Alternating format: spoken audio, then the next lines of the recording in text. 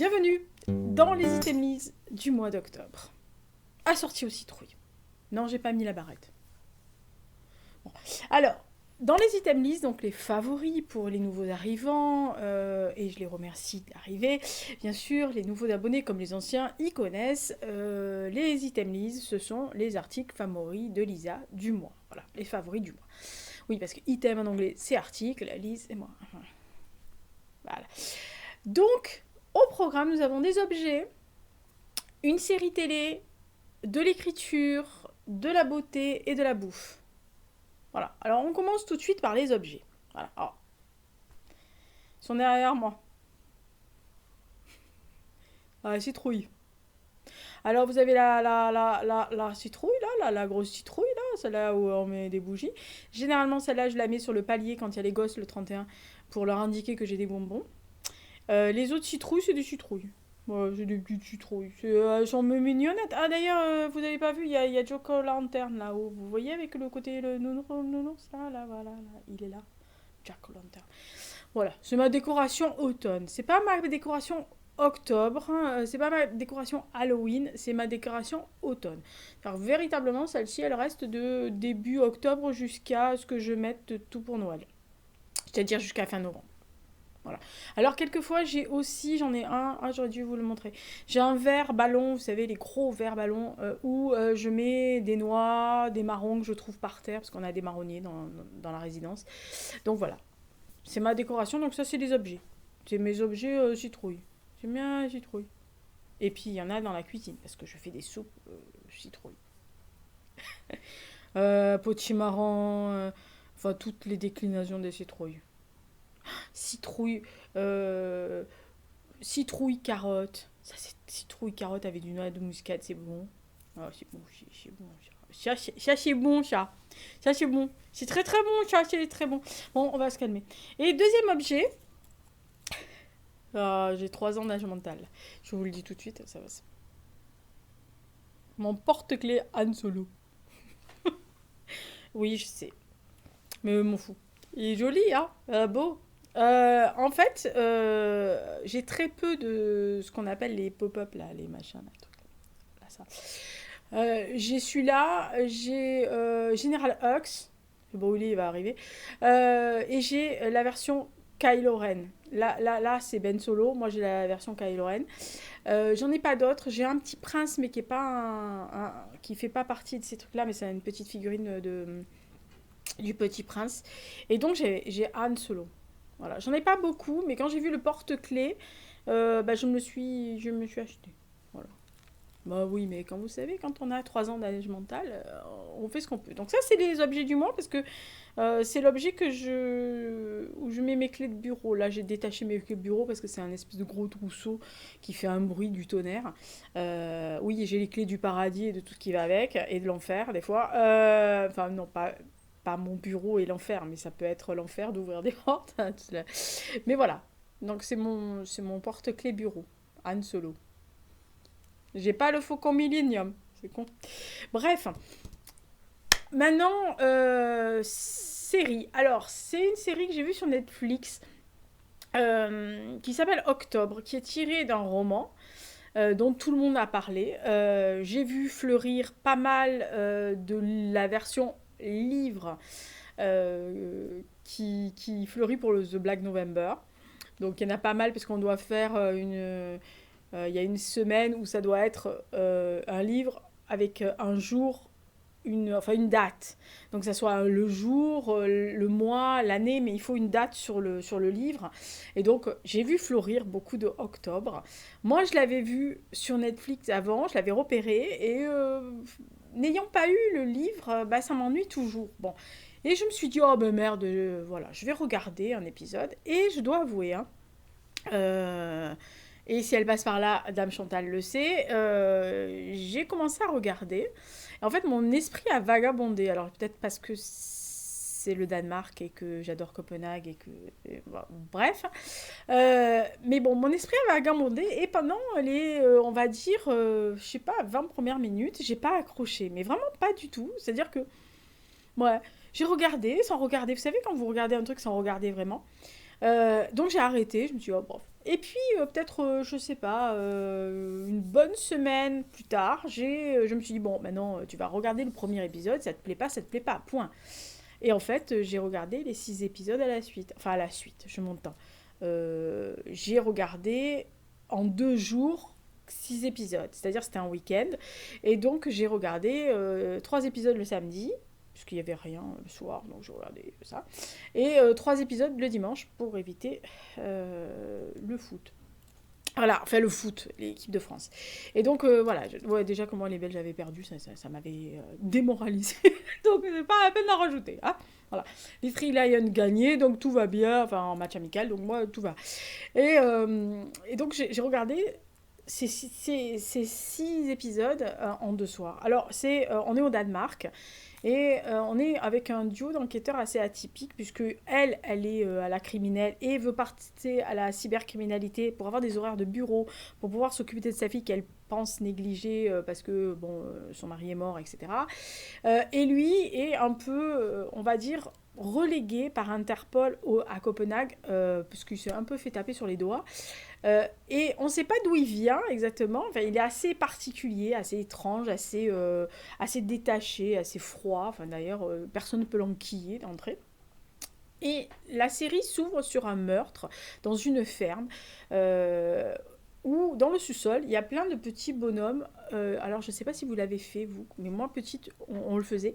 Ces petits bonhommes en marron ou en châtaigne, où on met des allumettes dedans pour faire des petits bonhommes. Voilà, on prend le corps marron et puis on... Voilà. Et au Danemark, c'est quelque chose visiblement qui se fait beaucoup, et surtout pour vendre. Bon. Et l'enquête commence parce qu'ils vont retrouver des femmes qui sont enlevées et qui sont mutilées. Et il y a toujours ce petit bonhomme. Et au milieu se pose l'histoire d'une des ministres du gouvernement danois qui a pris un an sabbatique, entre guillemets, parce que sa fille a été enlevée, n'a pas été retrouvée. On suppose qu'elle est morte, mais n'a pas été retrouvée. Et elle va revenir dans la bataille et tout va se lier plus ou moins. Les deux enquêteurs vont chercher. Alors ils se prennent des coups. Hein. C'est un peu comme Deadwind, cette sublime série finlandaise où ils s'en prennent plein la tronche. Là aussi, hein, ils se prennent des coups. Mais il y a aussi les ramifications derrière. C'est-à-dire qu'il y a à la fois les personnages, enfin l'enquête, ces dédales d'enquête, de choses trappes, etc. Et les relations des inspecteurs en dehors de leur enquête. À niveau personnel, on en apprend plus sur ce S qui est pas si froid que ça, mais qui se protège plus. Elle qui se débrouille comme elle peut avec sa fille. Et elle est toute petite. Enfin, elle est petite, elle a pas 3 ans, mais enfin, une petite gamine qui veut absolument aller vivre avec son grand-père parce que bah, elle a plus personne et puis sa mère n'est jamais là parce qu'elle enquête. Voilà. Donc, il y a quand même pas mal de choses et on se laisse prendre. Voilà, et tout de suite, je me suis dit, du coup, je me suis demandé pourquoi la première fois, je n'avais pas accroché. Et j'ai regardé les 6 et j'ai vraiment adoré. Alors, bien sûr, j'aime beaucoup le Danemark. En plus, ça m'a rappelé des souvenirs, certains endroits. Il y a ce côté un peu très libre aussi de la communauté danoise et de la vie danoise, du fait que la ministre et la première ministre se font des Skype, voient, parlent, les journalistes la tutoient limite, etc. Enfin, c'est vraiment, voilà, vous pouvez vous promener au Danemark sur un marché et croiser le premier ministre ou la première ministre, ou croiser un ministre, ou même des gens très très connus, sans qu'il y ait système de sécurité avec 19 millions de gardes du corps comme nous on connaît en France. Donc voilà, c'est assez tolérant comme truc, mais il n'empêche pas qu'il y a toujours des problèmes de société partout. Hein. Voilà. Mais franchement, voilà, après les forêts, les sous-bois, la pluie, ce côté un peu brouillard qui se lève. Et puis, je vous dis, vraiment, c'est bien foutu parce que c'est à la fois une enquête et à la fois aussi ce côté personnel, ce côté impact, ce côté, voilà, les relations, ils sont assez aux antipodes, ils se rejoignent sur la enquête. Voilà, c'est un peu, je vous dis, c'est un peu la relation qu'il y a dans Deadwind un peu, on ne sait pas où, dans quel sens ils vont aller, mais c'est bien foutu. Voilà, donc ça c'est la série du mois d'octobre. J'en ai pas vu tant que ça. Si vous écoutez mon podcast sur film, alors film, j'en ai pratiquement pas vu du tout. Je crois que j'en ai pas vu aussi un ou deux, un, je crois. Mais il est pas. Enfin, je me suis emmerdée, je l'ai arrêté avant la fin, donc j'en parlerai pas. Donc j'ai vraiment pas vu beaucoup de séries. Je crois que j'en ai vu trois ou quatre, pas plus. Hein, donc c'est très rare de ma part. Mais bon, j'avais plus envie de faire d'autres choses. On va y passer après. Et franchement, ça fait partie. C'est vraiment la seule série qui m'a vraiment happée dont je voulais vous parler. Et on va passer donc à l'écriture. Alors l'écriture, ce n'est pas forcément mes ouvrages, même s'il y en a un qui sort, enfin qui n'est pas vraiment un roman, hein, qui est un recueil d'articles humoristiques, mais il y aura une vidéo dédiée à ça, hein, en tous les cas vous verrez pourquoi. Et oh, je peux vous le montrer parce que je l'ai déjà, tant qu'à faire. Oui, je suis un peu coiffée n'importe comment, mais les cheveux là aujourd'hui, c'était. Voilà, je peux vous le montrer, hein, je vous le montre, je fais pas ma pub, mais voilà, c'est celui qui sort en novembre, donc voilà, je l'avais là, je l'ai reçu pour l'envoyer à la BNF, donc voilà, c'est l'exemplaire de la BNF celui-là. Et au niveau écriture, il n'y a pas que Lisa qui écrit des romans ou autre chose, ou des articles, ou ce que vous voulez, il y a Lisa qui prépare son année 2022. Lisa a alors ce que tout le monde appelle des bujots, des bullet journal, qui pour moi n'est pas un bullet journal, enfin je ne le conçois pas comme un bullet journal, je le conçois comme un agenda. Depuis des années, j'ai un agenda papier. Oui, j'ai un agenda papier. Je ne sais pas faire avec un électronique, je suis nulle. J'ai un agenda papier, mais vous savez, l'agenda papier basique, hein, avec les semaines bien découpées, etc. Et j'avais, alors je ne peux pas vous montrer parce qu'il est sous la pile, mais j'avais un espèce de cahier, vous savez, les gros cahiers, grand format, petit carreau, 145 millions de pages, où je notais par mois, j'avais trois pages pour l'ensemble de mes activités artistiques, alors que ça soit l'écriture d'un roman, que ça soit la radio, la préparation de mes émissions de radio pour noter ce que je veux faire, etc., pour noter les musiques qu'il faudra que je mette dans cette émission, les podcasts, les idées de podcasts, et puis par exemple la ligne directrice que je veux faire, parce que vous savez très bien que je ne fais pas de notes quand je fais les podcasts. Si vous ne le savez pas, maintenant vous le savez, il n'y a pas de déroulé, je n'ai pas par exemple un papier comme ça, j'ai pris les notes pour les items list, hein. Voilà, c'est uniquement pour ça. Mais j'ai pas de déroulé bien écrit où je lis l'un après l'autre. Je vraiment en freestyle, je fais comme à la radio, hein, j'écris pas. Et comme là, je fais un live, mais je n'ai pas écrit ce que je vais dire mot à mot. Du coup, je dis n'importe quoi des fois. Mais voilà, ce cahier était bien, mais premièrement, il était très grand, donc j'arrivais pas à me promener avec. Ça s'est passé au mois de mai quand je suis partie en Dordogne. J'avais besoin de ce cahier parce que j'avais des choses à faire ou à avancer, notamment les émissions de radio que je voulais tourner là-bas, dans le studio directement de la radio. Mais j'avais pas. Enfin, ce truc, il est quand même épais comme ça à force. Il date depuis 2017. Donc il a 2017, 2018, 2019, 2020 et donc 2021. Et il est arrivé presque au bout. Et je me suis dit, qu'est-ce que tu vas pouvoir faire? Parce que trimballer ce truc qui pèse 4 plombes, ça va 5 minutes quand vous l'avez à la maison, qu'il est sur la table, qu'il ne bouge pas. Mais quand vous devez le transporter, voilà, c'est lourd. Et puis dans une valise, ça prend de la place, etc. Et dans ma petite tête j'ai un autre carnet. Un carnet qui me sert, je vais vous le montrer. Pareil, hein, qui est les mêmes dates que celui-là, mais alors qui me sert à répertorier justement ce que vous voyez dans les items list et qui était un peu mon journal de bord. Alors je ne peux pas vous montrer tout. Voilà, par exemple, ça je peux vous montrer. Voilà. Quand on va par exemple à des soirées, là en l'occurrence on était à la soirée Chanel, voilà, il y a des cartes de bonne année, voilà. Et toutes les années, je fais films, séries que je reçois,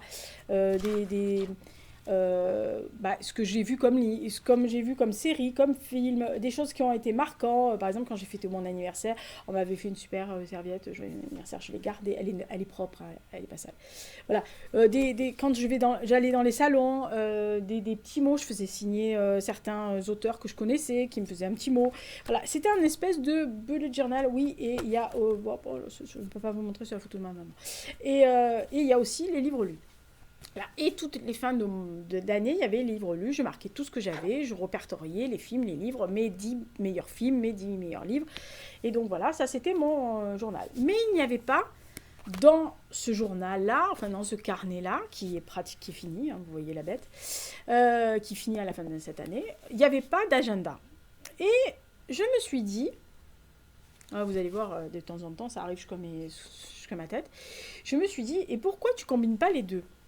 Pourquoi tu combines pas un carnet où il y a à la fois ton agenda perso et entre guillemets pro et ce que tu fais comme activité et où tu pourrais avoir une page dédiée à la radio, au podcast, à YouTube, aux playlists que je fais tous les jeudis sur mon site, aux articles que je mets toutes les semaines sur mon site.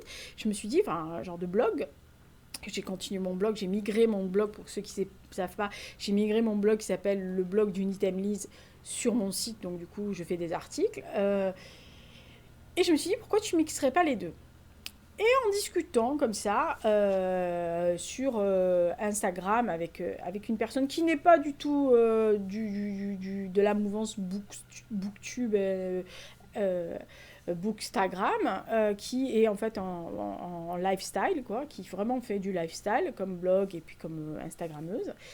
Et elle me dit, bah, moi, tu sais, en fait, j'ai ce principe du budget. Et je lui dis, hein? Qui c'est? La fille, ouh, qui tombe. Et elle me dit, mais si, les bullet journal. Et là, je me suis rappelé du bullet journal que de temps en temps évoque Margot liseuse. Et donc je suis allée sur son site et j'en ai vu plusieurs vidéos parce que je la suis depuis fort longtemps. Et j'avais vu ces vidéos, mais je n'avais pas imprimé ce qu'elle faisait. Donc je suis allée voir une des dernières vidéos qu'elle a faites pour expliquer ce qu'elle mettait dans son budget. Alors évidemment tout ce qu'ils font là, les mood trackers, les machin trackers, rien à faire.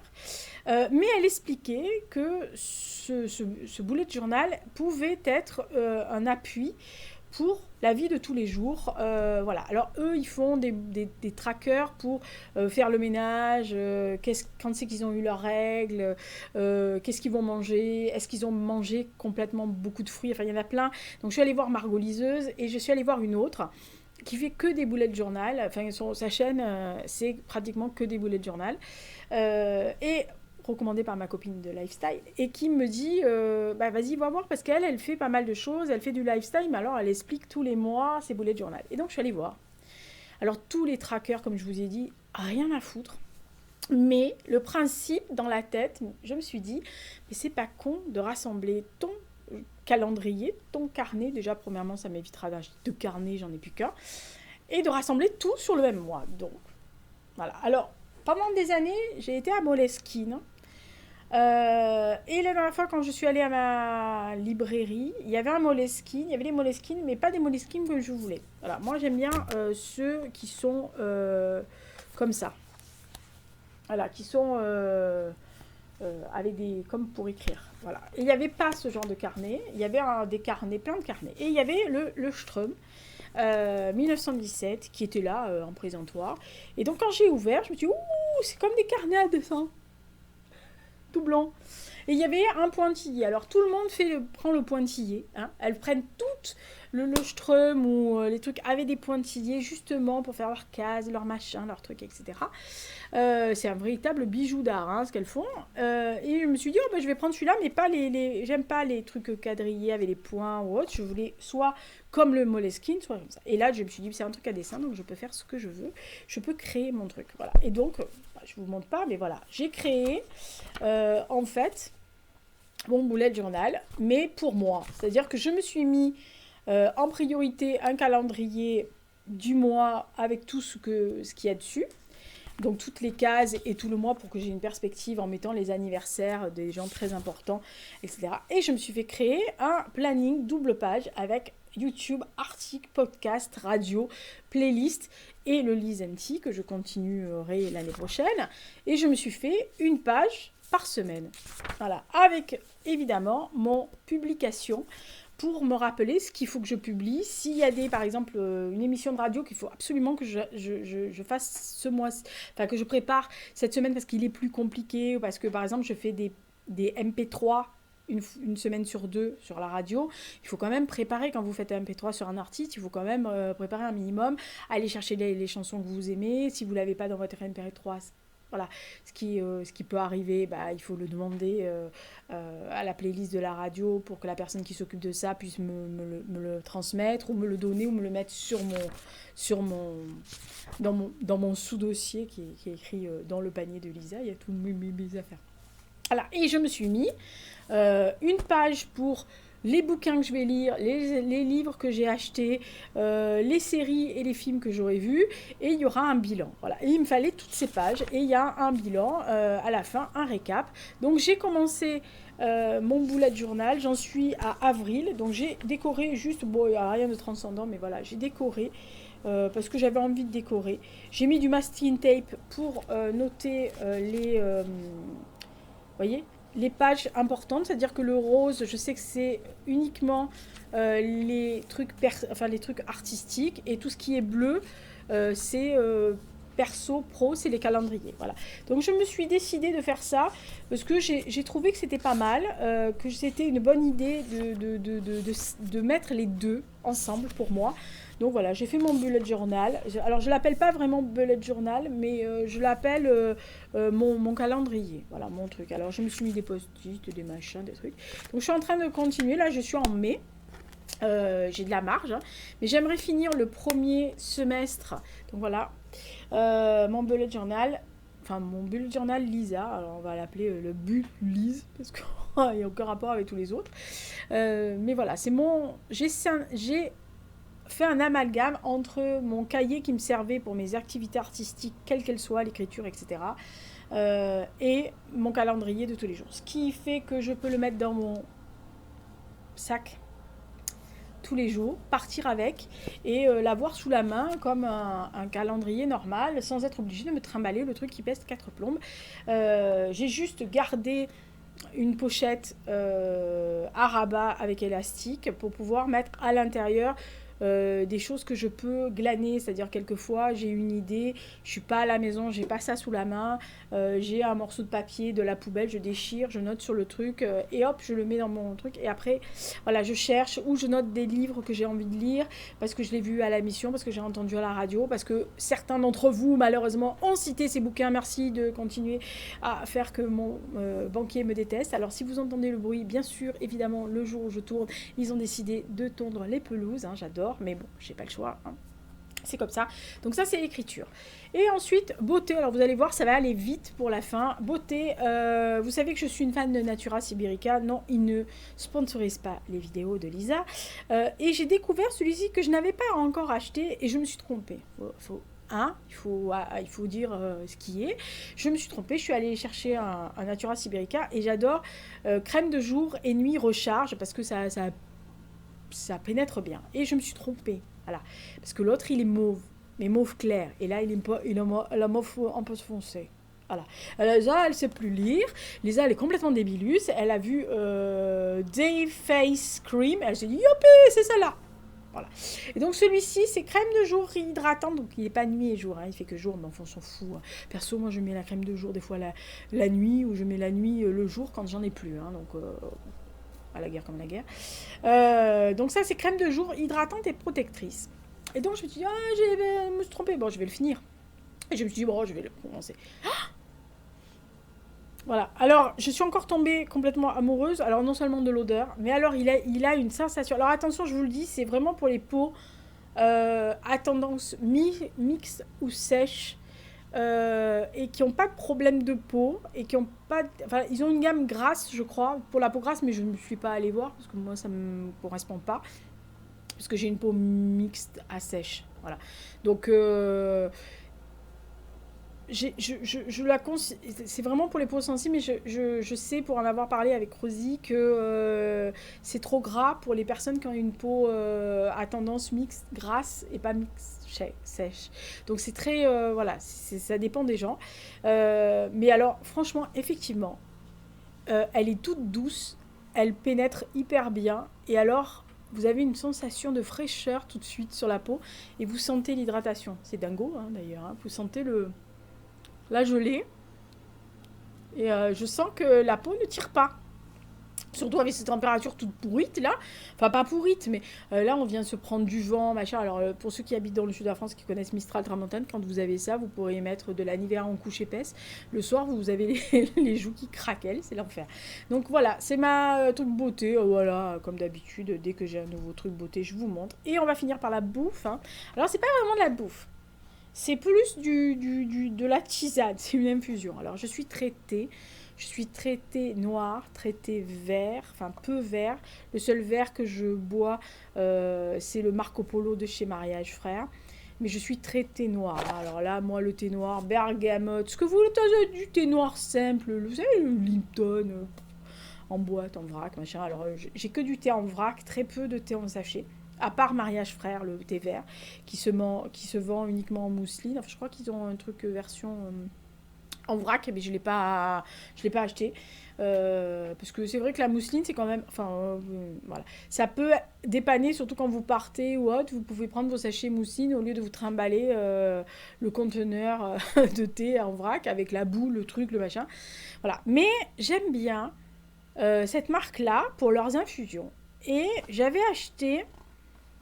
au mois de cet été, j'avais acheté ça en Dordogne et j'avais vraiment beaucoup aimé et je me suis remis dessus.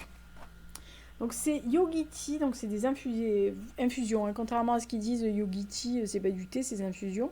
Donc là c'est curcuma orange. Alors vous avez épices, curcuma, orange et vanille. Voilà. Alors ça devient tout orangé comme quand c'est du curcuma, j'adore. Mais honnêtement, alors je sais pas du tout ce que c'est le bienfait de ce truc, hein, je vous le dis tout de suite, m'en fous. Mais ils ont toute une possibilité de faire. Alors il est très long à infuser parce que c'est entre 7 et 9 minutes. Alors vous pouvez le mettre le matin, vous allez prendre votre douche et vous revenez, hein, parce que... moi celui-là, j'ai Christmas Tea aussi que j'aime bien. Il y a Joie de vivre que j'adore beaucoup. Et il y en a un, ça s'appelle Choco, où il y a des extraits de chocolat, etc. qui sont bien. Après, je suis pas une fan de ce genre de marque. Je suis pas une fan des produits très ayurvédiques. Enfin, vous voyez mon style. Enfin, voilà. Mais il y a des infusions que j'aime. Il y en a une à la fleur d'oranger que je trouve plus trop, mais que j'arrive à retrouver de temps en temps. Que je trouvais chez Super U. C'est une marque, je crois que c'est la marque Super U ou c'est une marque basique, hein, mais je la retrouve plus. Mais pourtant, alors moi j'adore la fleur d'oranger. Donc voilà, ça c'est ce que je suis en train de boire en ce moment. Petit à petit, enfin je bois pas que ça, mais j'en bois une fois par semaine, j'aime bien. Voilà, après je vais attaquer le Christmas Tea. Et là, Lisa, thé noir viennois, ce qu'ils appellent, c'est-à-dire avec des morceaux de chocolat, machin, écorce d'orange, cannelle. Il y a le London qui est très bergamote, qui est très Saint-Pétersbourg, qui est aussi très très agrume.